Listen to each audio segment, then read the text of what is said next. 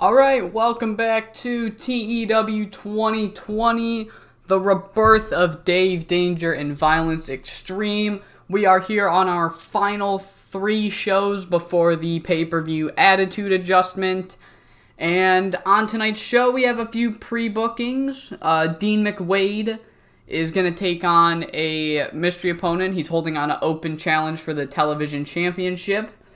Aces High will be making his debut alongside his longtime partner and short-time Bible Bashers partner, Cali Slick. They will take on the Dirty White Boys, and then my main event for this show actually had to be thrown out due to the Doug Peak injury. So I guess, let's just say on social media, Phil or whoever announced that Flex and Pex will be taking on Brown Pride in our main event, giving Brown Pride a little bit of a showcase. So one thing that I have to mention is some of you might remember that all of our pay-per-views have kind of been on Mondays. I'm sure we all knew that. Everyone knew that, but me. I completely forgot that we were holding pay-per-views on Mondays, and I already wrote 3 weeks of build for Attitude Adjustment. So I've just moved Attitude Adjustment to Saturday of week 3 instead of Monday of week 3. So, whoops. I'll remember that for next time. It's been a while since I've had to write for Dave, and being a pay-per-view on a Monday is something I am not used to. Apparently this was the most eventful week in Seaver's history, because I have a lot of news I wrote down. It might not be a lot of news, it's just the note box I have is pretty small, because this is how big I have to make it for it to fit off of screen. So, Flash Savage worked a Mexico City indie show. I just wanted to mention that because I thought it was really cool. Flash Savage, for those of you that don't know, is one of my North of the Border boys. I got into North of the Border really hard in 2016, and Flash Savage was one of my favorites, and it's kind of cool he's working Mexico City. Boat Hog, Burning Hammer, grew to big size. They've grown into big size, but we're still above them, so get fucked. Alex Winters and Laura Flame are dating now. I just kind of thought it was funny that, like, Winter and Flame, that was cool. It's also based because Alex is part of the fucking Gen Z team. I love that team. This one's for Ben. Ben from the 4 brand save. This one's for him. I just wanted to write this down for him. Bust-a-Cap won the GSW American Championship for the 5th time in his career, becoming the man to hold the belt the most times. Ben's a huge Bust-a-Cap mark, so I thought I'd shout that out for him. This one's for Tyler, my Tyler TEW. I'll shout this out for him. QAW have grown to small size. They were tiny, I believe. Now they're small size. And also Foxy LaRue won the Queen of the Ring tournament.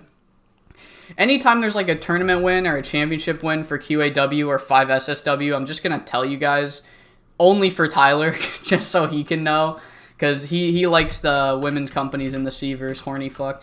And then finally, right after, only a few days after Boat Hog grew to big size, they got caught going after the WLW sponsors.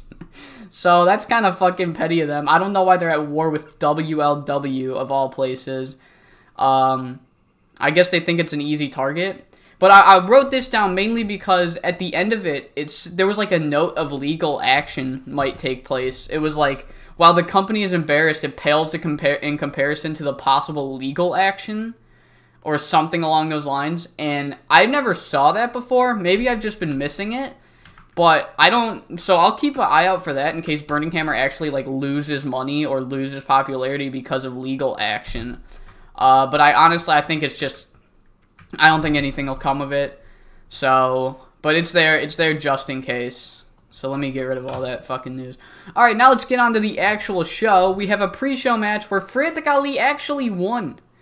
Yeah, he won a match. It was on the pre-show, but still, I've kind of been burying Frantic Ali. He's like our Jack Evans. Like, this guy's actually really good, but we just never have anything for him, so he's just kind of a jobber. So yeah, I thought I'd give him a win, give him a little bit more momentum. On to the actual show. Troy Tornado opens the show by cutting a promo, and he's basically like, 3-way got announced for the pay-per-view, and I don't really care how you all react to this news, but I'm going to be taking the next 3 weeks off to prepare myself for this triple threat match at the Attitude Adjustment pay-per-view. I know that's not going to be a popular decision, but really, I don't care. I'm here to win. I'm here to win championships, and I'm not going to win championships by wrestling every single week on Danger Zone TV. So that's a big announcement. Troy Tornado kind of acting like a little heel here, but it's honestly justified. And there goes the dog. That scared me. Okay, so I don't remember exactly where I left off, but I'm pretty sure just generally I got my point across. So, sorry. Rudely interrupted there by Theo. So we have the open challenge, and who answers it other than Acid 2? Acid 2 answers the open challenge here. And then on to the match. And the match gets a 54 rated segment. Acid 2 did much better than Dean McWade. Acid 2 is probably going right on the immediate short list. Because, again, we're doing tryout matches since we're going to be expanding soon. And, wow, 50 right off the bat. We might have to bring Acid 2 in the second we can. So, good shit by Acid 2. After the match, Dean McWade is celebrating. Then, all of a sudden, for no real reason, we don't really know what his motives are, but Toma runs down and beats on Dean McWade. And Toma and Dean McWade have had no prior feuding history, no real reason for Toma to do this, so we'll have to figure out what his motives are in the upcoming weeks. Chris Caulfield manages to catch Troy Tornado right before he can leave the building, and Chris Caulfield calls him out. He's like, Tornado, what are you doing, dude? You're acting like a total fucking bitch, bro. This is really the coastal aggression that you were going to show us. And Chris Caulfield just keeps throwing insults at him, trying to, undermine his character. Honestly, it's kind of like an attempt for Caulfield to try to keep Tornado around to get some backup in the upcoming weeks, because he knows Pablo and the Bible Bashers are going to just come right for him without Troy Tornado. But Troy, no matter how many insults get thrown at him, doesn't give a fuck. He tells Chris Caulfield to save it, and he walks out of the building, probably to the gym or something, or maybe at home, and he's just going to rest. We then get the debut of Aces High and Cali Slick. Not good. Greasehog sustained a pretty bad back injury. We might have to bring in Acid 2 earlier than I thought we would. Wow, that might not be good. Injury caused Greasehog to take a big toll. Cali Slick carried the match, but I wanted Aces High to go over in this one because he's the one debuting. So they hit the high and low. Aces High got the pin on Lead Belly, and we'll have to see how bad the... Thank you, Troy. Even though I shit on your in-ring character. I'm not a mark. Yeah, we'll have to see how bad the Greasehog injury is after this episode. I'll write that down right now so I don't forget. Check Greasehog injury. There we go. I capitalized the H somehow. I capitalized the H in check. Oh my fucking god. I just brought him in. Oh. Hopefully I won't have to take him out immediately. There was one save I had at North of the Border in 2016 where the heat on Flash Savage got so bad that I had to actually cut him, and I really hope it won't be like that with Aces High. We get a promo in the middle of a different Burger King. It's a worse Burger King. They're clearly trying to cut costs and going to worse Burger Kings than the nice one they were at before. And they cut a promo on Acid and Java, and they basically just say, since Acid wants to play dirty, we'll make him play dirty next week. That was a bit suggestive. But basically what he's getting at is Mobstar is going to teach Acid a lesson next week in a regular Dave Hardcore match. So Acid better watch out for that. We get a Shady K promo, but before he can really do anything, he starts talking, he's doing the whole hype up, just really not talking about anything. And right before he gets to his point, his old rival Bradford Peveril storms in behind him. Shady K doesn't notice. The second Shady K realizes the fans are reacting to something and he turns around, dream left hook right across the face. Bradford Peveril stands tall and just kind of says, "This shit ain't over, Shady. This shit ain't over." It is now main event time. Let's see how well this actually didn't do that bad. Obviously, Flex and, to an extent, Pex pretty much carried this match. It doesn't, it wasn't what was supposed to happen. Doug Peak was supposed to be in this main event, but he now has a broken arm, so we can't exactly have him in the fucking main event. So Flex and Pex obviously go over 13-32. This was a good showcase for Brown Pride. They haven't had really many showcases or even storylines on TV yet. I just don't have much for them right now. And of course, just got the funny number. Flex and Pex won with the muscle tussle. And then after the match, Tribal Warrior lets Flex and Pex know that since they injured Doug Peak last week, he has cleared it with Phil Vabert, and Pex Jimenez will face the consequences. Tribal Warrior, Pex Jimenez, Flex Garcia is banned from ringside. If Flex Garcia shows up, he is fired. And they were posing, obviously their celebratory poses. They then stop flexing. They still try to do their poses, but they look all flabby because they're just distraught. 77, of course, Flex Garcia carrying a promo game. And we end the show. Chris Caulfield calls out Pablo Rodriguez. Caulfield starts it. He's like, this wasn't how I expected things to go down. I really thought Troy Tornado was going to be by my side. But fuck it. Pablo, I'll take your bitch ass out right now. And Pablo and Knuckles storm out. They try to double team him. Frankie Perez and Akima Brave run out. It is a full-on brawl. And as we're brawling as we go off the air, and Knuckles versus Chris Caulfield is announced for next week's show. I just realized I hadn't done any pre-booking. So what the fuck did I do? Okay, so what else are we doing next week that I've pre-booked?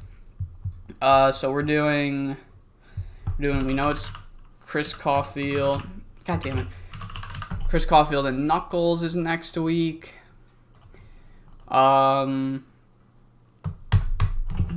and Pex is next week. And then there was one more. Mobstar and Acid. Mobstar and Acid. Nice. Alright, so that's the show for next week. 81 to end the show. And we got a 70. Pretty good. Pretty good.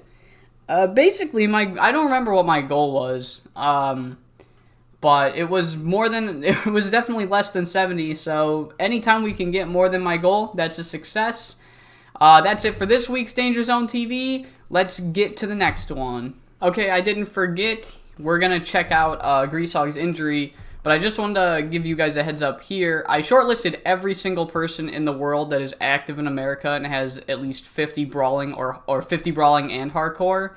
And today, I just got news that all of these guys look to be joining Burning Hammer. So there's that. Burning Hammer's making a lot of signings. Obviously, they just they're stealing this guy from Pride. Oh. Burning Hammer, as I mentioned earlier, are going to be... Oh, it's Doug Peak. Alright, it's being worked through, but I probably won't work him that much.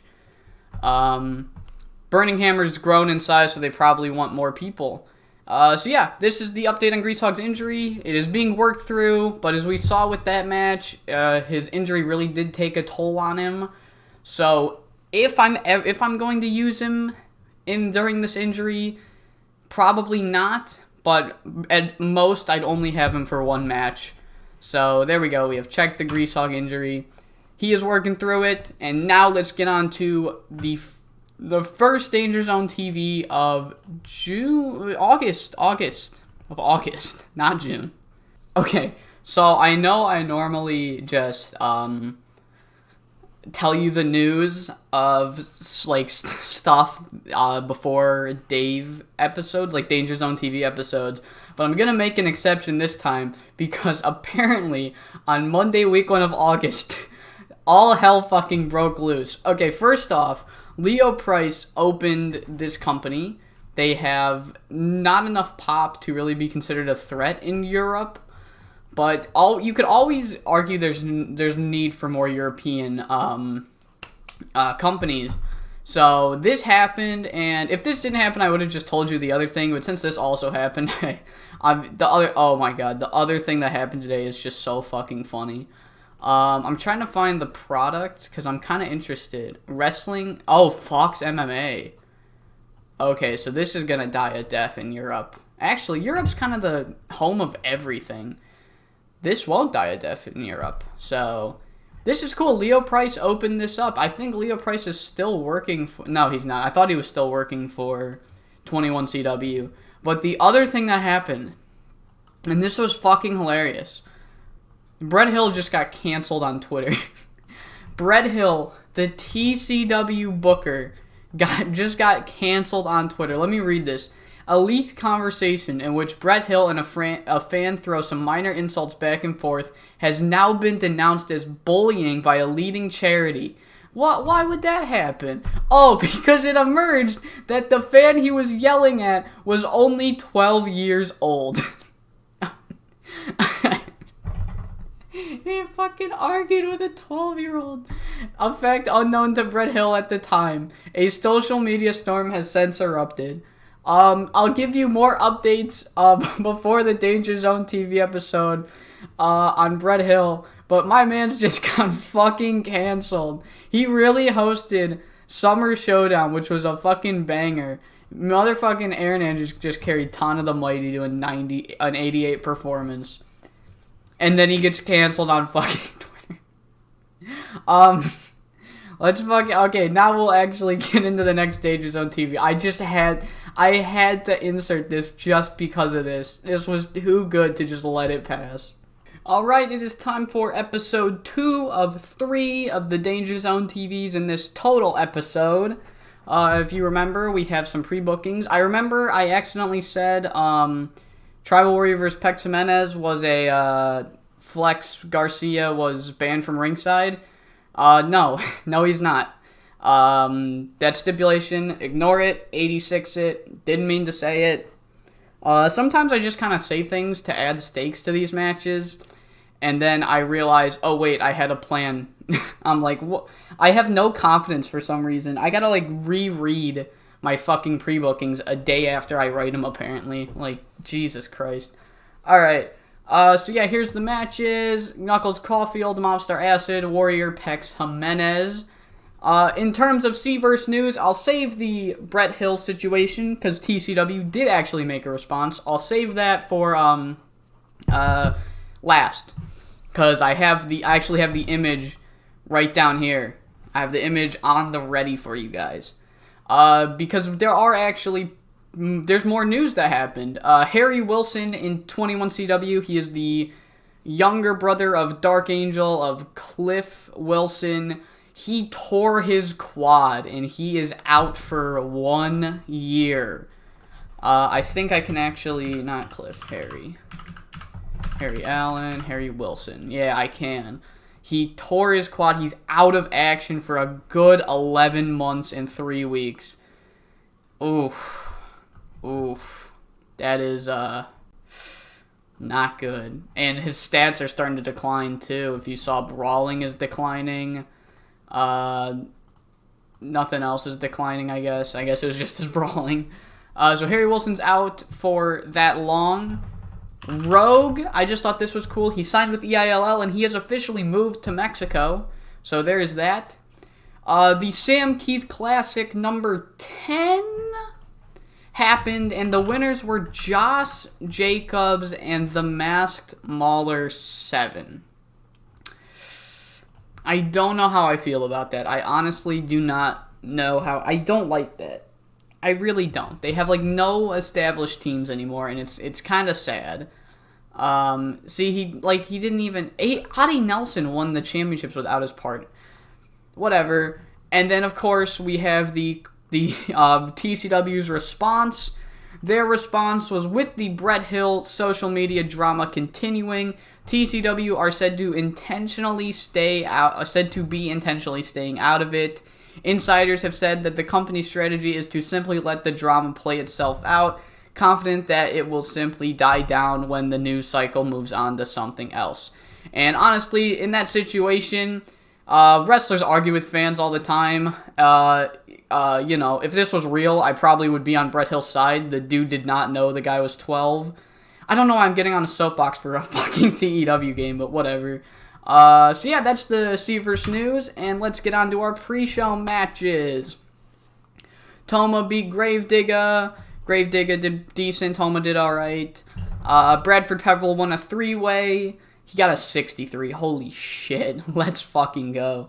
And so this is kind of cool. So after the match, the at-home viewers don't know that he just won a match, and this was even after a match. Because we opened the show, Bradford Peverill getting a fucking 82. Holy shit. Let's fucking go, Brad. Let's fucking go. So Brad, I forgot to pick it up on my phone. There we go. So Brad's promo is basically, obviously he's responding to, or I guess breaking a silence on about what he did to Shady K last week. And he says, this isn't over.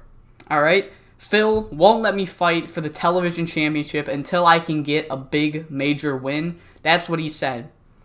And what's a better win than against my old rival who bested me? I'm going to get that win at Attitude Adjustment in 1 week and a few days. I'm going to get my win back. I'm going to prove to Phil the Bear that I am worthy of a television championship match. There we go. Our third match for Attitude Adjustment is set. Oh my fucking god, I keep forgetting. Too late.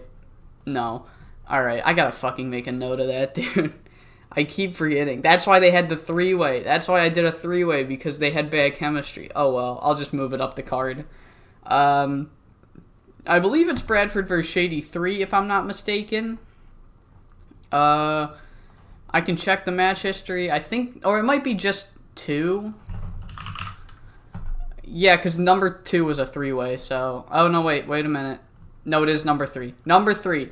The third installment of Bradford vs. Shady K. So yeah, we then have our opening match, Mobstar versus Acid. What a surprise, the vocal crowd did not enjoy seeing Acid. Mobstar got the win in 6:18, but really, you can basically throw this loss and win out because there was just constant interference from Java, and then both King Boone and Gravedigger of the Crown. It was just it was essentially a 3 versus 2 hardcore match. And I made that seem like it wasn't even, but because King Boone sucks, and he is stupid, and he has amnesia, and he can't remember how to fully wrestle, yeah, it was basically a 2-on-2. 43 rated segment, and then after the match, both the Outcast and the Crown decide, alright, this is enough. We are going to officially end this feud at Attitude Adjustment. King Boone versus Java, and both parties agree to... I don't know, maybe Java said that, and then the Crown agreed to the terms and conditions of the new iPhone update, or whatever. And boom, 4th match pre-booked. We then have Toma's promo. Earlier, Bradford broke his silence, and now Toma's promo on why he attacked Dean McWade for seemingly no reason. And Toma's promo is basically just, he says something along the lines of, I've got one final chance to really make myself something in Dave. Alright, I've had a negative win-loss record in Dave. I'll admit it. It hasn't been the greatest run in my career. My former tag partner, Akima Brave, is really shining, and I am not. But I'm going to capitalize my final shot, because I've really only got one shot before I'm cemented as a jobber, and I'm going to make myself the television champion. Next week, Dean, you better hold on to that title, or I guess... into next week, Dean, you better hold on to that title because I am going to take it right out of your hands. Boom, that's for Danger Zone TV next week. We got Toma and we got Dean. Television championship match. Boom. And after the Toma promo, Marshall Dillon's cutting a promo. Marshall Dillon's cutting a promo like, I'm done wasting my time. My time is better suited in the title picture. So right now I'm here to call out, and then before he can even realize what's going on, Busted Cap runs in from the crowd. Busted Cap hasn't been seen since, I believe, a month ago. No, 3 weeks ago. 3 weeks ago, he got murdered by Marshall Dillon, and he is back with a fucking 2x4. But we've seen this story before. Wrestlers will come in with weapons, and Marshall Dillon will just, use his superior skill to best them, even with a weapon. However, Busted Cap shocks the fucking world. Busted Cap isn't a schmuck with a weapon. Busted Cap knows what he's doing. Busted Cap counters all of Marshall Dillon's counters, and Busted Cap shocks the world, makes Marshall Dillon retreat, and Marshall Dillon's yelling right at Busted Cap, "You don't know who the fuck you just messed with. Busta, you are a dead man. At Attitude Adjustment, I'm gonna injure you so bad that you aren't gonna be gone for just 3 weeks. You're gonna be gone for good."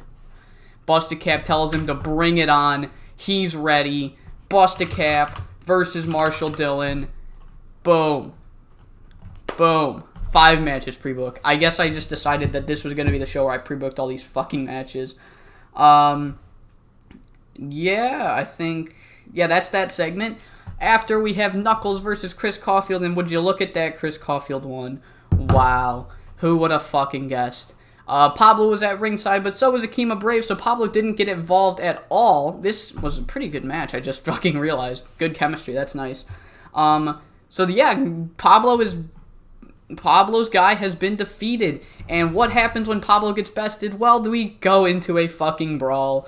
It is a 3v3 brawl because Knuckles is not doing much. Chris Caulfield beat him. He's kind of out. And and Phil the Bear has had enough. He is done with these constant brawls between the Defenders and the Bible Bashers. And he says, "Stop brawling right now or you're all fired." They all stop brawling.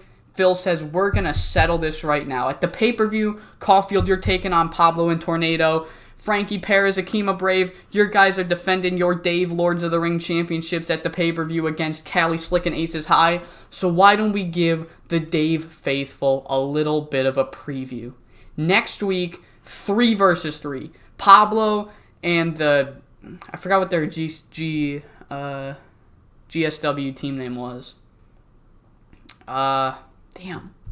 It was pretty cool. Oh, Pablo and the Long Beach Crew versus Chris Caulfield and the Lords of the Ring champions. Everybody, y'all better stop, because I know you guys want to get ready to get each other in a pure Dave wrestling match. Boom, 85 rated segment. All Pablo right there. And then we get our main event, Tribal Warrior versus Pex Jimenez. I forgot that we have to have a maximum of 15-minute matches. Damn it, this match could have been better. It wasn't terrible. It was only 1 minute longer than it should have been. But Tribal Warrior defeats Pex Jimenez.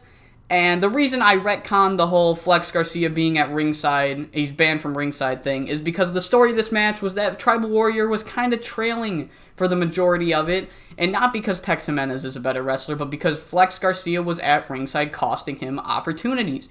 And despite having a broken fucking arm, Doug Peak comes out to the ring. He evens the odds. He's got a fucking kendo stick in the one hand he can use.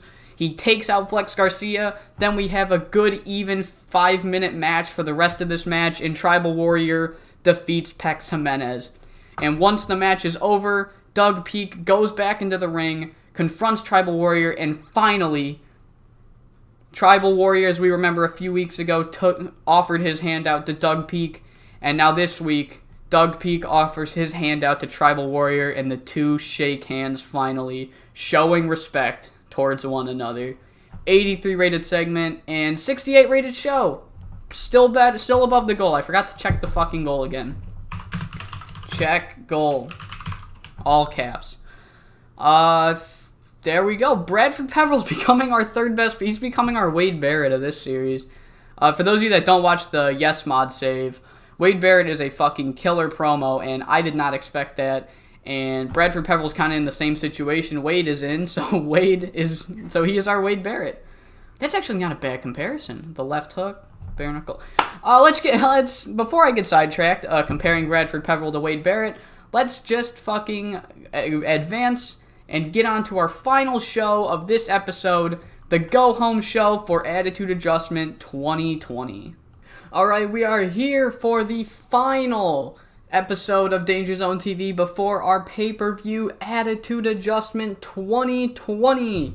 I said that in the intermission, or at least for me, between these two episodes, I'd check what the goal is.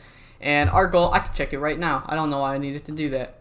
Boom. Our goal right here is to get better than a 53 in all of the shows that we run. Cameron Vesey just got a concussion. That's not good. I didn't know that. He's out of action. Oof. That must have happened on the CWA show tonight. So our goal is 51.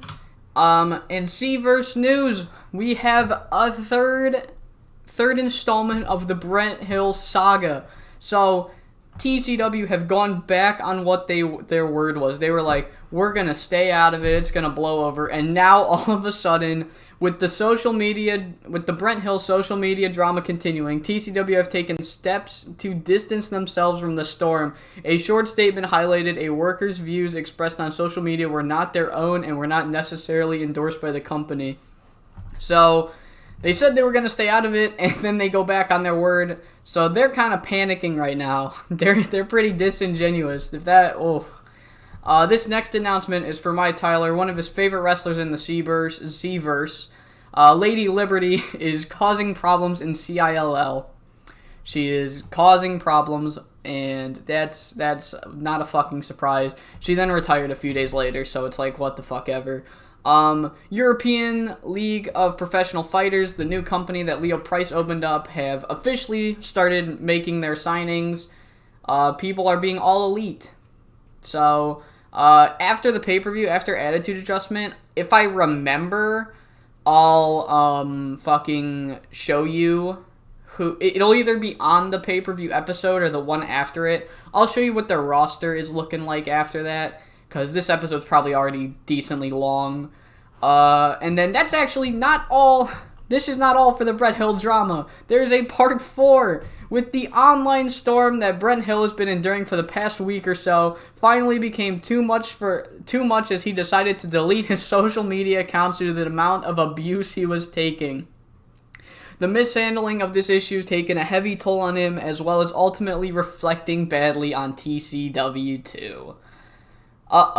Maybe you should have stepped in, TCW. Maybe you should have stepped in.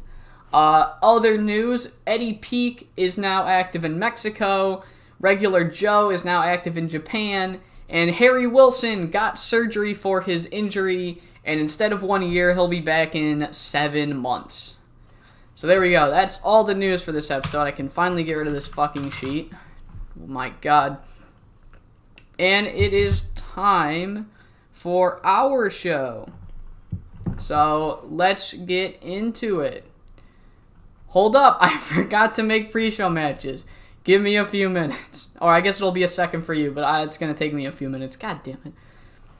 How do I forget this shit? Okay, now it's time to get on the shows. Our first pre-show match, Busted Cap defeats Lead Belly with a 44 rated match. Pretty good stuff. And then 55 rated match, Flex Garcia carries Acid because Acid is just constantly getting shit on like he's Brent Hill.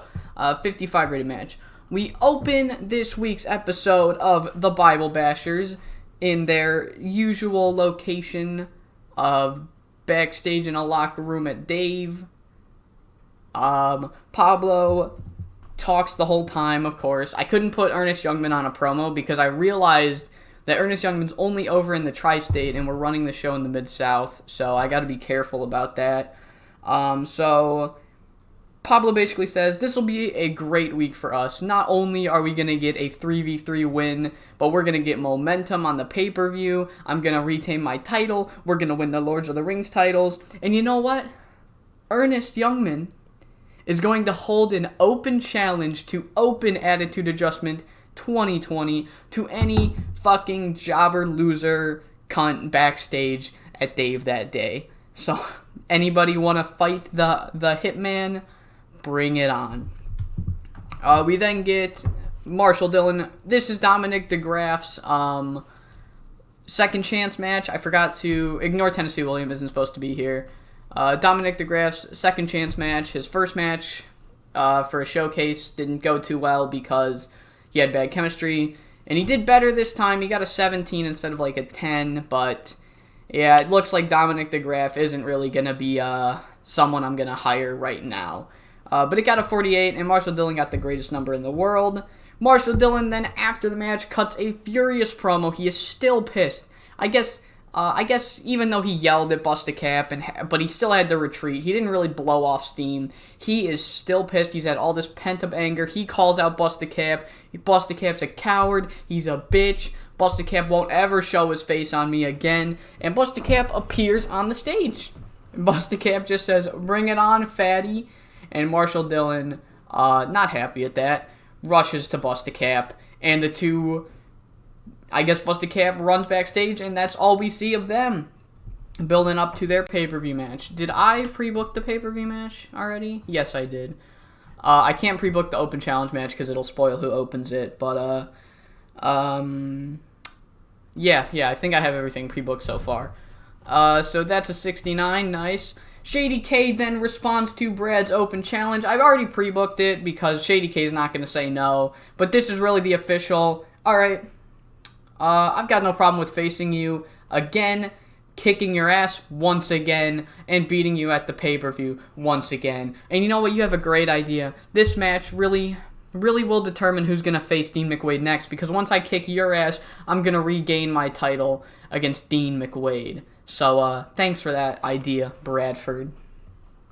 Speaking of Dean McWade, we have our television championship match.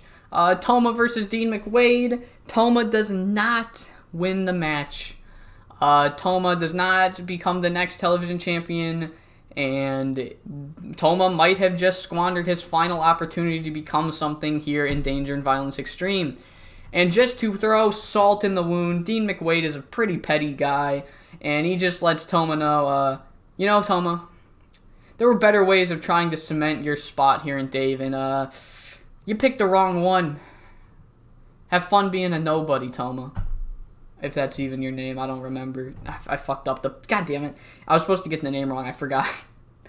Alright, I had to cut there again. I don't know why the world fucking hates my YouTube channel, but the only goddamn time we ever get telemarketers or fucking solicitors at our front door is when I'm trying to fucking record. So, god damn it. I could not record. I haven't recorded for the past 4 days, and... nothing. No telemarketers. The second I try to fucking record, there's always some bullshit.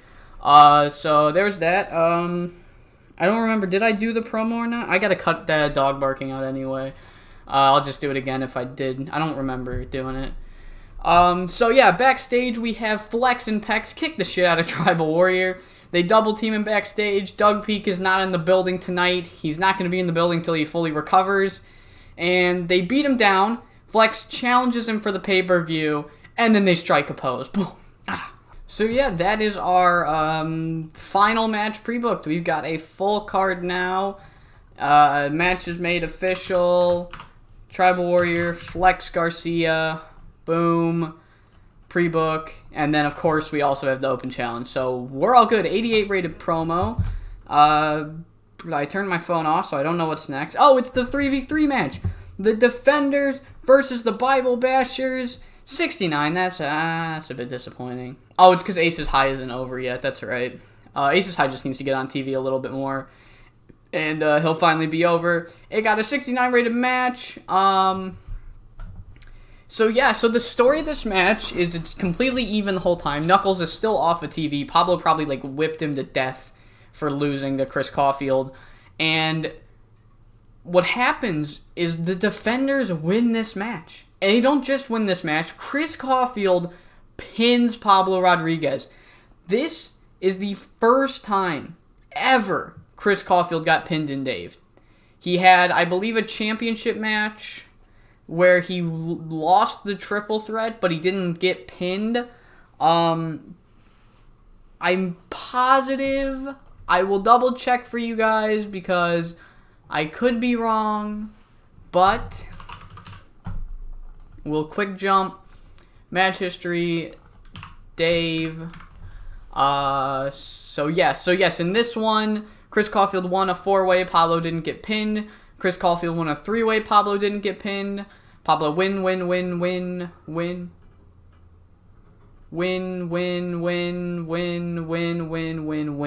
This is the first time in the new Dave that Pablo Rodriguez has been pinned. It is a huge shock for everyone in the building, and the defenders don't get any time to celebrate because after that grueling fight, Troy Tornado proves to the world that he was the smartest one. He makes his return to Danger Zone TV a week earlier than he said he would to prove his point. Chris Caulfield, Frankie Perez, Akima Brave, they're all tired. They all can't fight him. Even though it's 3 versus 1, Troy Tornado's got so much saved up energy that he lays out Chris Caulfield, he lays out Frankie Perez, he lays out Akima Brave, and then just for good measure, he gives Pablo Rodriguez one nice super kick right across the jaw. Pablo Rodriguez exits the stage with his hands held high in 80 rated segment to end the go-home show. I don't know why that was so hard for me to get those words out of my mouth. 74, pretty good show here. If Aces High was just a little more over, that main event would have been a fucking banger. But good enough. Good 74. Increased our popularity in 18 regions. And that is going to do it for the build to attitude adjustment. It was 1 week longer than it was supposed to be. But in the end, who really cares? You guys get more Dave. And yeah, that should do it. I hope you all enjoyed this episode of Danger Zone TV. And I hope you all come back for the pay-per-view, or you come back for the Yes Mod, or you come back for both series, or you come back to watch the old SWF save. I don't really care. I just want you to watch my shit. I love you all, and I hope you all do well in life.